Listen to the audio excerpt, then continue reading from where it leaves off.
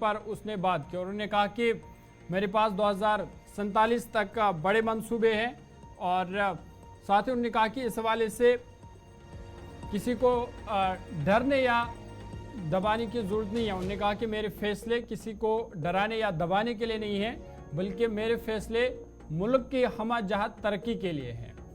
वज़ीर-ए-आज़म नरेंद्र मोदी ने 2047 तक तरक्की याफ्ता हिंदुस्तान के लिए अपने विजन को शेयर किया और एक खास इंटरव्यू में बात करते हुए उन्होंने ये खौफ फैलाने के लिए अपोजिशन पर भी सवाल उठाया कि अगर बीजेपी लोकसभा इंतखाबात में इक़्तिदार में आती है तो वो आईन को तब्दील करने की कोशिश करेंगे। वज़ीर-ए-आज़म मोदी ने कहा कि जब मैं कहता हूं कि मेरे पास बड़े मंसूबे हैं तो किसी को डरना नहीं चाहिए। मैं किसी को डराने या चकमा देने के लिए फैसले नहीं लेता, मैं मुल्क की मुकम्मल तरक्की के लिए फैसला करता हूं। उन्होंने कहा कि हुकूमतें हमेशा कहती है कि हमने सब कुछ कर लिया, ताहम मैं नहीं मानता कि मैंने सब कुछ कर दिया है और उन्होंने कहा कि मैं सब कुछ दुरुस्त सिमत में करने की कोशिश कर रहा हूं। अब मुझे बहुत कुछ करने की ज़रूरत है क्योंकि मैं देख रहा हूं कि मेरे मुल्क की कितनी ज़रूरतें हैं। उन्होंने कहा कि मैं हर ख़ानदान के ख्वाब कैसे पूरे करूं, इसलिए मैं कहता हूं कि जो अभी तक कहा है वो सिर्फ एक ट्रेलर है।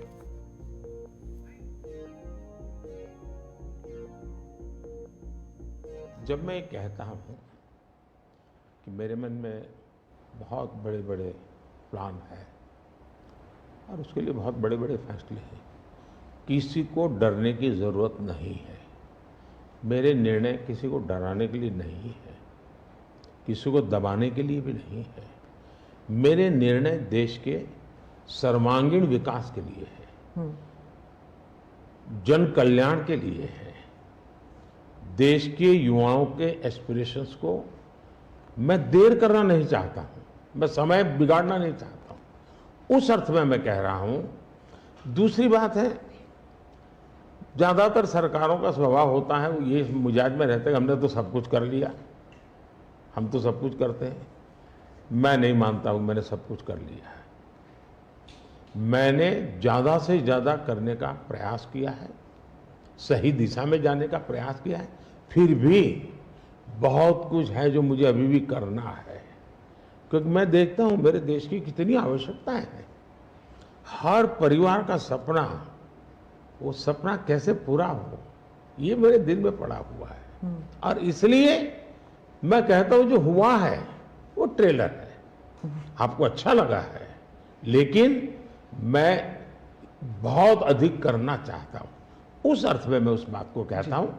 दूसरी बात है कि 2047 का जो विजन का सवाल है, एक तो मैं लंबे समय तक मुख्यमंत्री रह करके आया हूं और मैं अनुभव करता था कि बार बार चुनाव, आचार संहिता, किसी भी राज्य में चुनाव हो तो मेरे राज्य से 30-40 सीनियर अच्छे अफसर ऑब्जर्वर के नाते जाते थे इलेक्शन ड्यूटी, तो 40-50 दिन तक वो बाहर रहते थे।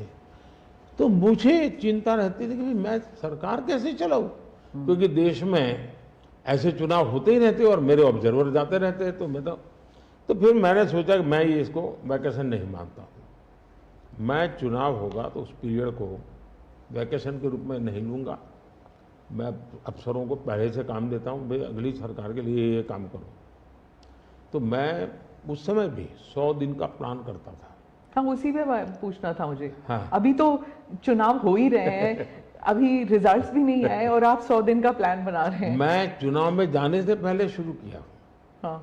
और दरअसल मैंने कैसे किया कि मैं पिछले 2 साल से 2047 को ध्यान में रख के काम करता था और उसके लिए मैंने देश भर में लोगों के ओपिनियन मांगे, सुझाव मांगे।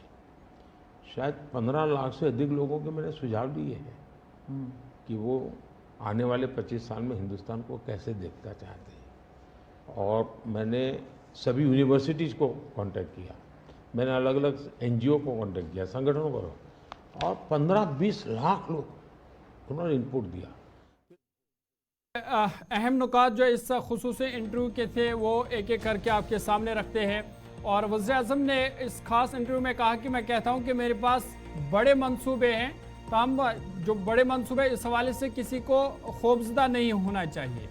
साथ ही साथ उन्होंने कहा कि मैं नहीं मानता कि मैंने सब कुछ कर लिया। उन्होंने कहा कि कई हुकूमतें दावा करती है कि हमने सब कुछ कर लिया, लेकिन मैं नहीं मानता कि मैंने सब कुछ कर लिया। उन्होंने कहा कि जो भी अभी तक मैंने किया है वो सिर्फ एक ट्रेलर है। साथ ही साथ उन्होंने कहा कि इंतखाबात के लिए मुल्क के सामने कांग्रेस और बीजेपी हुकूमत का मॉडल है। उन्होंने कहा कि कांग्रेस का मॉडल भी है पूरे मुल्क के सामने आने वाले इंतखाबात के हवाले से, और भारतीय जनता पार्टी का भी मॉडल है। उन्होंने कहा कि कांग्रेस ने 6 दहाइयों से काम किया, और 6 दहाइयों में उन्होंने क्या कुछ काम किया वो भी लोगों के सामने है, और भारतीय जनता पार्टी ने सिर्फ पिछले 10 सालों से क्या काम किया है वो भी अवाम के सामने है। साथ ही उन्होंने कहा कि एक मुल्क एक इलेक्शन, यानी 1 नेशन 1 इलेक्शन का उन्होंने कहा कि हमारा अज़म है, इसको हम लागू करके ही रहेंगे।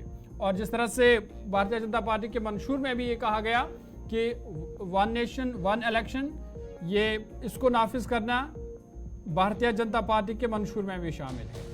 वहीं उन्होंने कहा कि अपोजिशन का मंशूर, जो अपोजिशन ने मंशूर जारी किया, वज़ीर आज़म मोदी ने कहा कि मुल्क के पहले बार जो वोट देने वाले लोग हैं उनकी उमंगों को तबाह किया गया।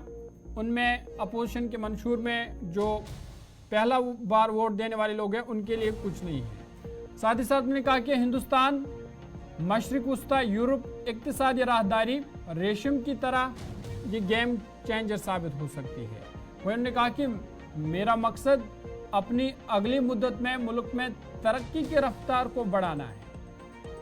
यानी तीसरी बार जब वो वज़ीर आज़म बनेंगे तो उन्होंने कहा कि मेरा मकसद ये है कि मुल्क की जो तरक्की की रफ्तार है उसमें तेज़ी लानी है। तो ये कुछ अहम पॉइंट्स थे जो वज़ीर आज़म मोदी ने अपने इस ख़ास इंटरव्यू में बताए। वहीं उन्होंने कहा कि उन्होंने उस इल्ज़ाम की मज़म्मत की कि अपोजिशन जो कह रहा है कि लेवल प्लेइंग फील्ड नहीं है, वज़ीर आज़म नरेंद्र मोदी ने इस अपोजिशन के इस बयान की मज़म्मत की।